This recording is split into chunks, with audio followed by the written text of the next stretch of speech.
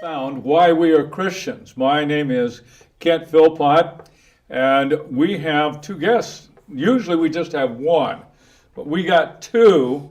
This is Bob, and this is Karen. It's Bob and Karen Franck. Now you got to get the CK. It's Franck.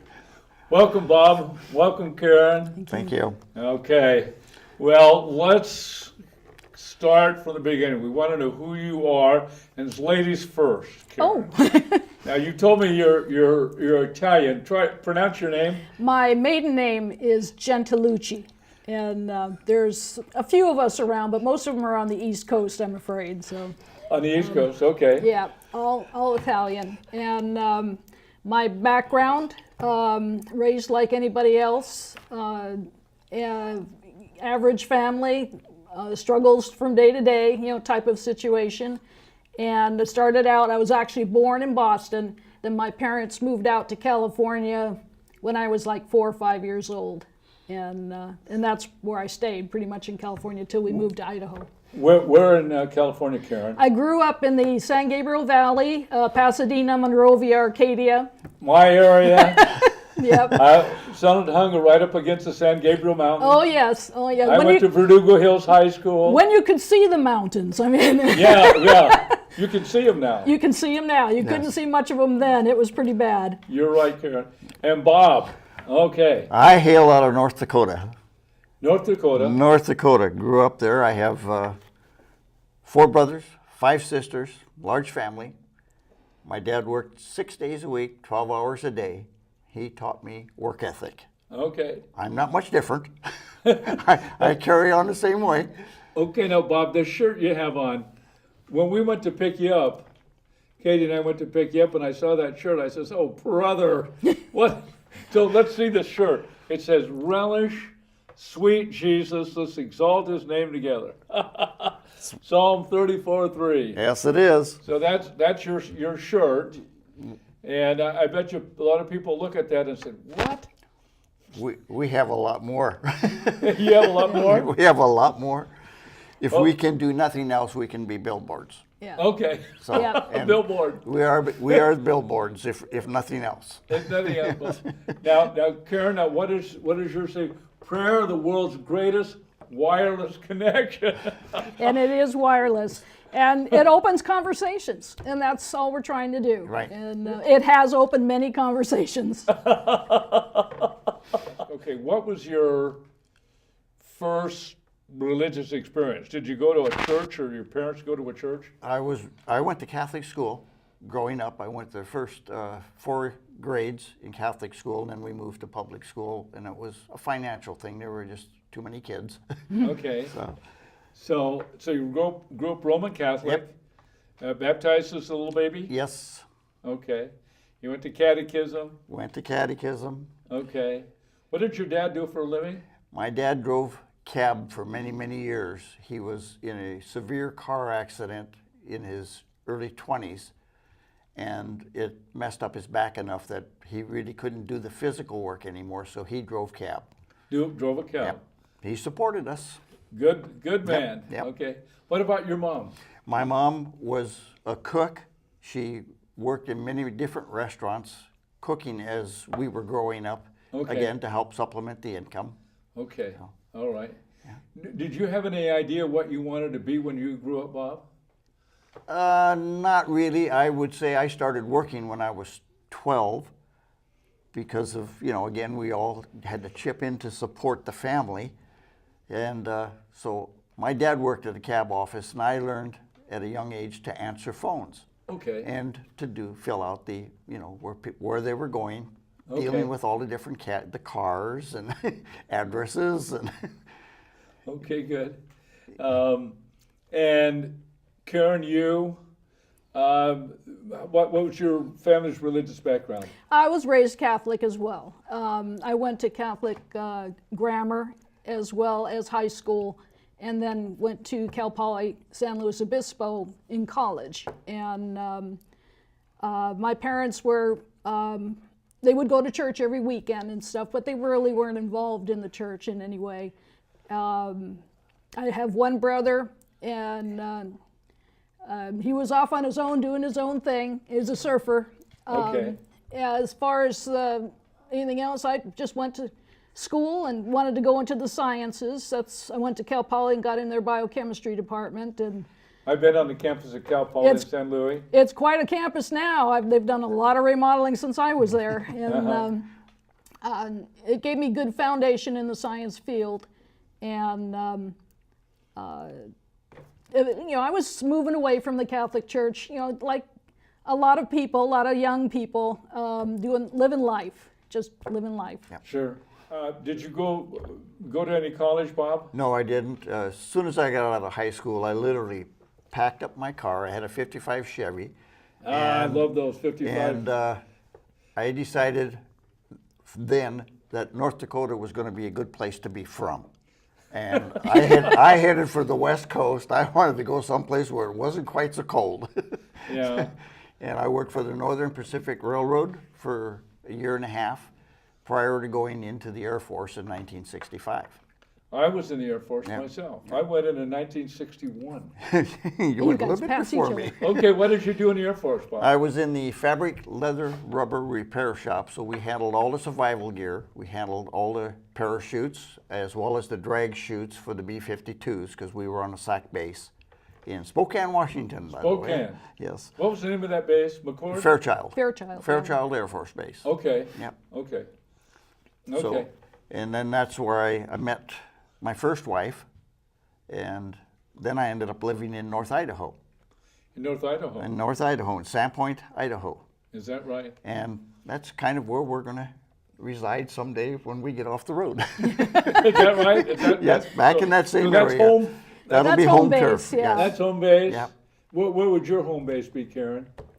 Sandpoint was once I got out of college, I worked in the San Joaquin Valley for the food industry, basically, for a few years. Lost my job to layoffs and moved up to Sandpoint, Idaho, for a job that was open there. Really? Lighthouse. I never heard of Sandpoint, Idaho. You know where Coeur d'Alene is?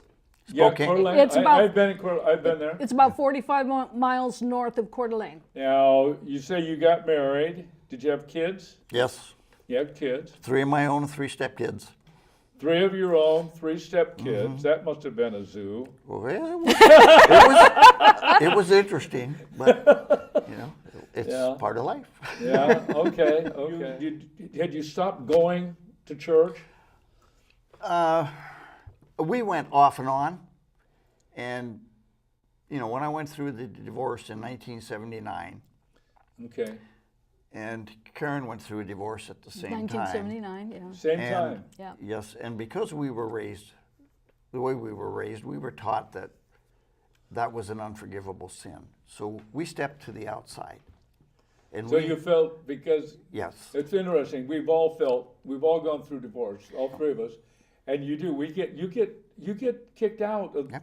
a lot of the Christian communities. And I felt that if the church didn't want me, God didn't want me, because I was Exactly. raised to think they were basically the same.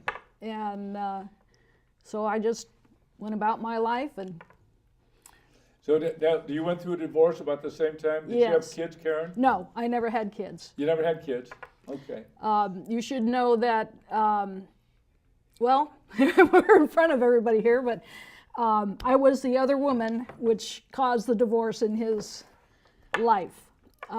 So if I was going places, it was definitely not a good one at that point in time. So Okay. You are the first person, Karen, that has had the wherewithal to say something like that. And to me, that's a testimony of forgiveness. yeah, The It is. peace that we have in Jesus. yes, We confess our sins, and we don't obscure that we sinned. I went through a divorce. It was my own sin. I know darn well. yep, And but there's forgiveness, and that's the thing that we have. Yes. And instead of our lives falling apart, what was your relationship with God? How did that? he was up on the shelf. Okay. We basically, both of us, put him in a box and set him up on the shelf. And Okay.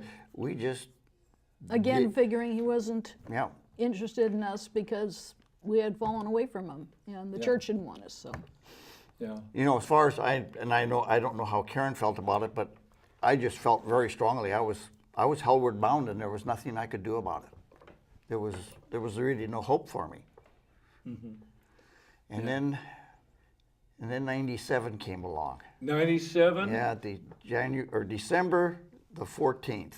Okay, now, were you and Karen married then? Yes, we were. So now you guys are together. We're at 97. and then we were together 17 years. Then, I 17 think. years Yeah. at that point.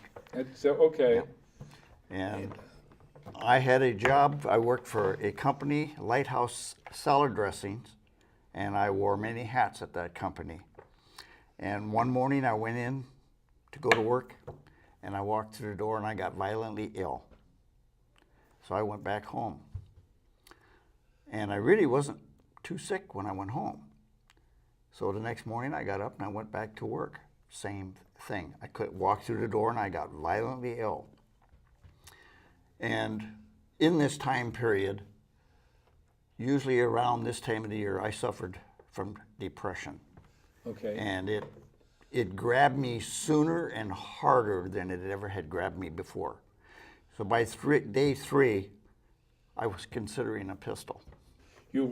I was considering using a pistol. Oh, you thinking of suicide? Yes. I'm so glad you're bringing this up. I was out of town all this time. On my business, I traveled a lot, so I didn't know any of this was going on. So now, Bob, so you were trying to go into work, but as soon as you get to work, I got sick. you got sick. Yeah. Throwing up But it was sick. emotional. Yes. It wasn't organic. No, it was all. Well, we're gonna come to how this all took place. Okay. And I didn't use the pistol because all we had in the house at that time was a little .25 caliber automatic. I didn't deem it big enough. And I didn't deem it big enough because I knew another young man who did attempt suicide with a .22, and he lived. But he was pretty messed up. Yeah. I loved her enough not to do that to her. Well, you had been driven to an extreme here. Yep. I understand that. You know, my background's psychology. I ran a counseling center for 10 years, and our little church, Miller Avenue Baptist, we have a keen interest in those who are suffering with mental illness. And we like to reach out to those people. I think it was my time. Because day 4, I went into the plant and I made it all the way to my office. I made it to my office to the point that I picked up the phone and I called somebody and I asked for prayer. Okay. Well, the lady I asked for prayer from was also my son's mother-in-law. And she got a hold of my son and she sent him to find me at work. He was in Bible college He at was the time. Yes. He's He a was Christian. he was already Christian. Yes. He was in the Bible college. Right. Okay. And he was home for Christmas vacation. So he came down to the plant and he picked me up and we went up to my house. And we sat and we talked about a lot of different stuff for about an hour. And then my son Colin looks up at me and he says, "Are you ready?" And I said, "More ready than I've ever been in my life." And I put my head down and he prayed for me and he prayed the sinner's prayer. And as I've got my head down on the table, all I see is total darkness. And then I see a star-filled night. Then I see a moon-filled light. Then I see bright daylight. And at the same time, I feel it from the bottom of my foot and all the way through my body and out. That depression I was having was gone. And I have not suffered from depression since. Wow. It was gone.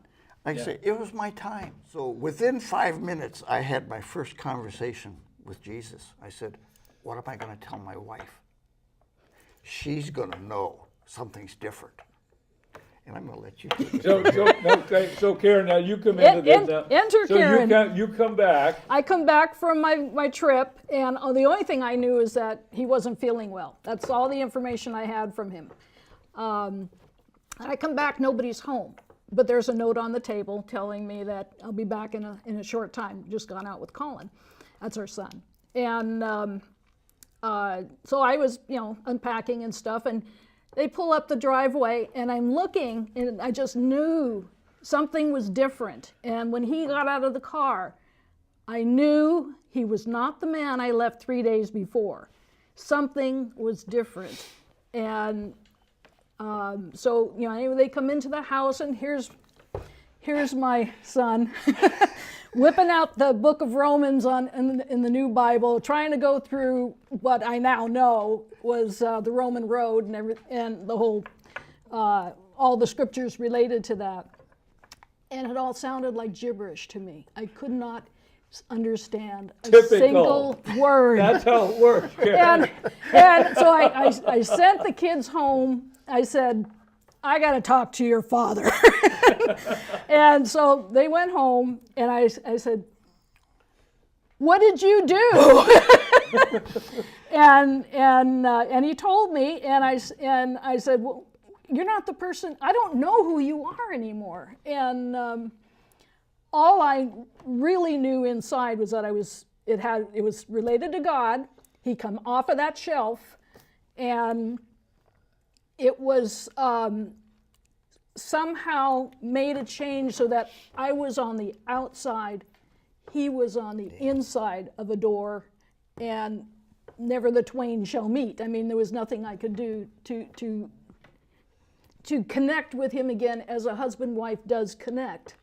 And that was tough. But he said, would you go to church with me? And I said, sure. Find out what you got into. It wasn't funny at the time, but it's funny in hindsight. We went to where Colin, our son, was going to church, and I was not comfortable there. It wasn't the fact that there was speaking in tongues, which I didn't know what that meant anyway, or various things that were going on that were totally foreign to me. That wasn't what bothered me. What bothered me, this is a God thing, what bothered me was the way the pastor combed his hair. It was like a TV evangelist. And so I said, I'm not coming back here. This is a Pentecostal church. This is a Pentecostal church. Okay, they all comb their hair that way. That's just that was it. If you didn't comb your hair that way, you weren't filled with the Holy Ghost. Oh man. Anyway, he said, well, we'll try a different place. So we went to another church that we knew some people, or he knew some people at. And we went there, and Pentecostal as well, assembly. And the pastor there was laid back in casual wear. He wore a flannel shirt. And relaxed hair. And so I said, I can come here. Okay.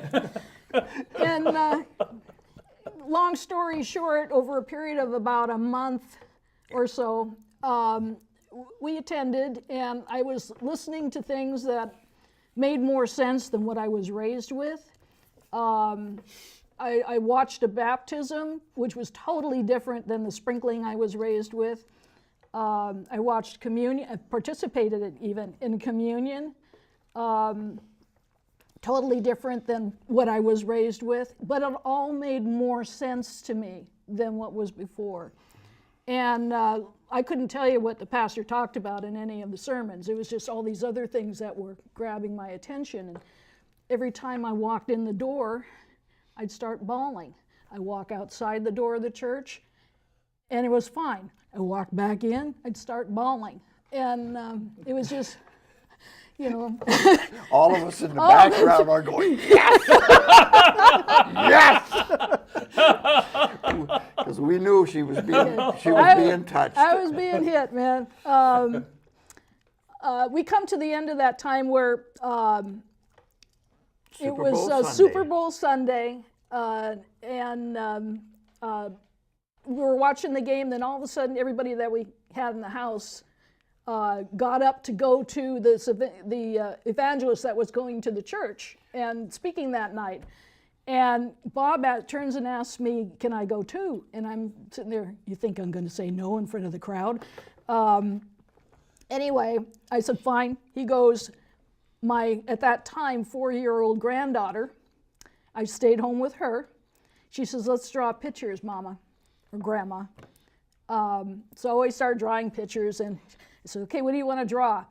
I want to draw Jesus walking across the water to the boat. And going, okay. So we start drawing that, you know. And she says, do you know the story, Grandma? And I said, yeah. Well, how do you know the story? You're not Christian. And this is a 4-year-old. A 4-year-old.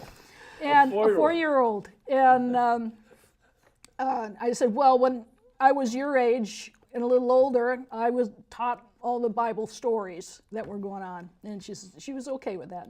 What do you want to draw next? Hoping to move on to the next subject. And it was the 3 crosses. Okay, she asked me, do you know the story? I said, yes, I know the story. Are you sure? You know, finally, the last picture was the whole family, with me included. And that time, everybody came home, and I'm going, I don't know what went on, but this is really weird. And everybody went out their business. We went to bed. Bob usually left me a cup of coffee in the morning, and he'd leave at 4 in the morning to go to work. And there was no cup of coffee on the table, and there was no kiss goodbye. There was nothing. And I just lost it. I thought my whole world had come to an end. I said, my husband is no longer my husband.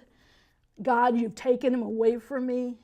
My family is no longer my family. You've taken him away from me. Everybody is in this other side, and I'm not. And I cried, and I yelled, and I argued with God, and I knew who I was dealing with, and I knew I couldn't win. But by the end of that night, that afternoon, there was no more tears. I mean, I was dry and empty. And I describe it as you could hear a pin drop in my soul. Bob comes home, he looks at me and he says, it's time, God said, it's time we talk. And we talked, and we talked, and we talked all night long. During that time, I felt being filled up again. And the next day at church, I gave my heart to Jesus. The first thing I saw was a 7-year-old little girl in the dress I recognized, loving Jesus, that baby Jesus. He says, I've been with you all along. You just couldn't see me. That's when our whole life turned around. Changed. Wow.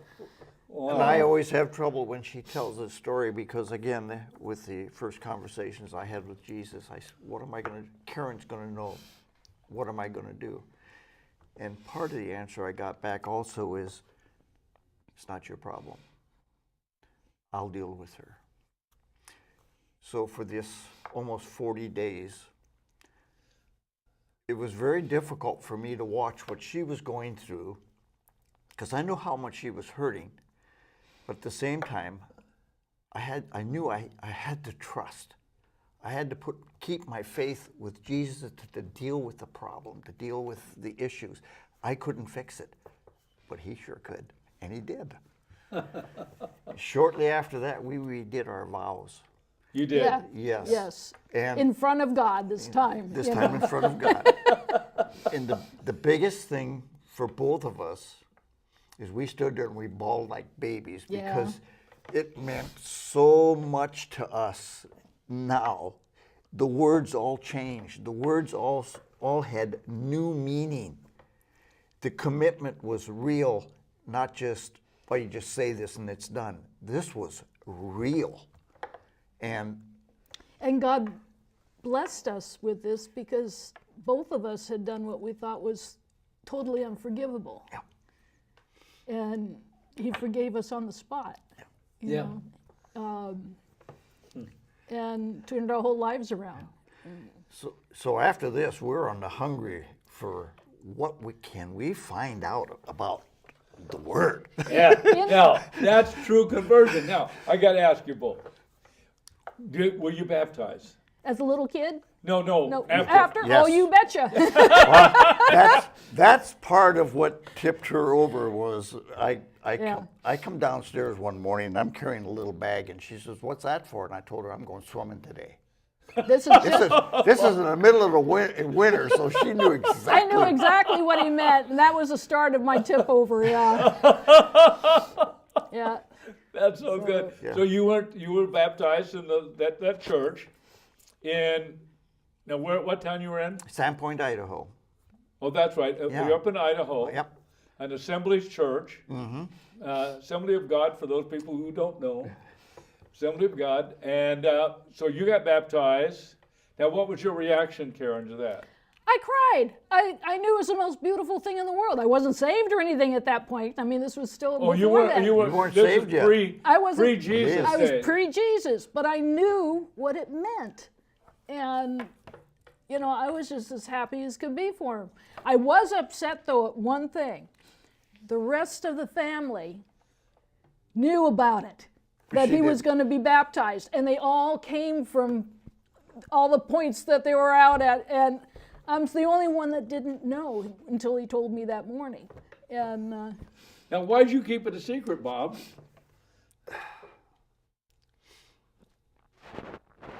It wasn't my problem. Okay. And it was, again, like I say, it was difficult, but it was the way it had to be yeah, for Karen. Okay. It was the only way. It was the right. right thing. I've been told by pastors, God had to break my spirit. I was a stubborn son of a gun, and that's the Italian blood in me, and my spirit had to bring me to the end of my rope. And he did, but he knew how to do it, and I couldn't believe it took so long for me to realize afterwards, for me to realize So the how difference. wonderful. The difference between us is it only took 3 days for me. I was a pushover. took her 40 days. Yeah. But Okay. she had to walk the walk to unload all this stuff that was in the way. Yeah. Sure. Yeah. So this was in 1997. Yes, 97. And I'm 98 because it And was her a 98. Trinity year. Into 98. Yep. Okay, well, you know what? We've got exactly 25 seconds before we end the program. Oh boy. So we got a lot to talk about in the second program. I love this. What a wonderful time together, Bob and Karen. And so we're gonna close out, and we'll get ready for program number 2. Okay. All right. Okay. You've been watching Why We Are Christians. Be on the lookout for the second conversation with Bob and Karen Franck. So long.